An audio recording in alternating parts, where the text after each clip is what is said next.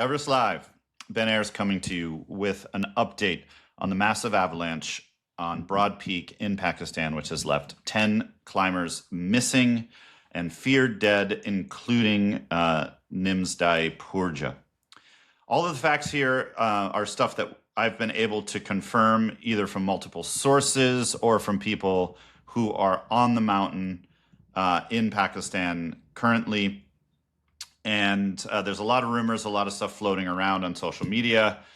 But this is what we know to be true so far. So what we know is that the Pakistan Army is leading the search and rescue efforts. 2 helicopters have been dispatched to Broad Peak to support that.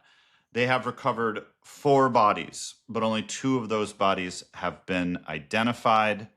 The fact that 4 have been recovered has been confirmed by the BBC and the Gilgit-Baltistan tourism minister. The 2 bodies that have been identified are Omani climber Nadira al-Harthy and Nepali guide Yukta Gurung, who's also known to everyone as Yukta. When you look at the GPS data for al-Harthy, which I've been able to see, it's quite incredible. It looks like she fell more than 5,000 feet. That's like more than 1,600 meters. An incredibly, incredibly big avalanche, an incredibly traumatic thing, very, very difficult or impossible for anyone to survive that. Al-Harthy, as many of you know, for those of you who don't, she came to be well known as an Omani civil servant, but she was the first Omani woman and I believe the second Omani person to climb Mount Everest. She summited in 2019. After that, she climbed K2, Nanga Parbat, Manaslu, Amanablam, and the Matterhorn in Europe. This was her climb on Broad Peak was a part of her project to complete all 14 of the world's 8,000 meter peaks. She was a public speaker and a noted presence, in Omani society. It's unfortunately confirmed that she's gone, and it's a huge loss to the mountaineering community and to Oman and to the world in general. Yukta Gurung was a well-known figure, was somebody who I knew, was an elite mountain guide in Nepal. He had his IFMGA certification. He often worked with Nims and Elite Exped. He has 10 Everest summits, 2 ascents of K2, 28 successful 8,000 meter summits in total.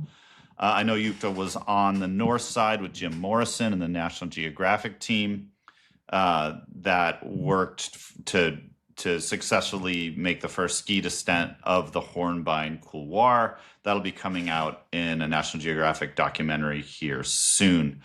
Yukta was just a legendary mountaineer, super strong, super kind, and he will be missed. The names of the other 7 or 8 people missing have been released. We don't have any confirmation about Nims. There was some word going around that there was movement on his GPS tracker. I've looked at his GPS tracker. There was definitely movement. Does this mean that he's alive? Not necessarily. Unfortunately, for any of you who have tracked the Garmin GPS trackers of people on in the Himalayas, it's quite common for it to glitch and for a fixed position to move around. Unfortunately, that's the most likely explanation. But, if there's anybody that we don't want to write off, it's Nims. I will keep you posted if and as we get more information about these other climbers who are missing on the mountain. So in addition to Nims, al-Harthy, and Yukta, Sohail Sakhi, who's a mountain guide from Pakistan, and his client Mallory Geis are still missing. Wang Zhong, a climber from China, is also missing. And then the remaining 4 are Nepali Sherpa high-altitude workers. There was Kilu Sherpa, who's known as Kilu, Kili Pemba, who's known as Kilu, Nima Sherpa, Nawang Thindu, and Gyalu Sherpa. Those are the names of the people who are missing. We haven't been able to get any more updates about them or more information on their climbing resumes as of right now. But of course, I will keep you updated as we learn more. So that's what we know. Unfortunately, as time passes, without information, the chances of finding survivors have diminished greatly. It's been an overnight and over 12 hours since the avalanche occurred. It's not looking good. So this has been a really, really difficult and dark day for mountaineering. Already, the people we know we've lost have left a huge hole in our community, and unfortunately, that hole will probably continue to widen over time. So again, our love, prayers, and thoughts are with everyone and their families and our community in general. This is time for us to all stick together, support one another, and hopefully, we've seen miracles this season before, and hopefully we will see them again. I'm holding out hope for that, and I'll keep you posted as any other information comes in. Thanks, everybody.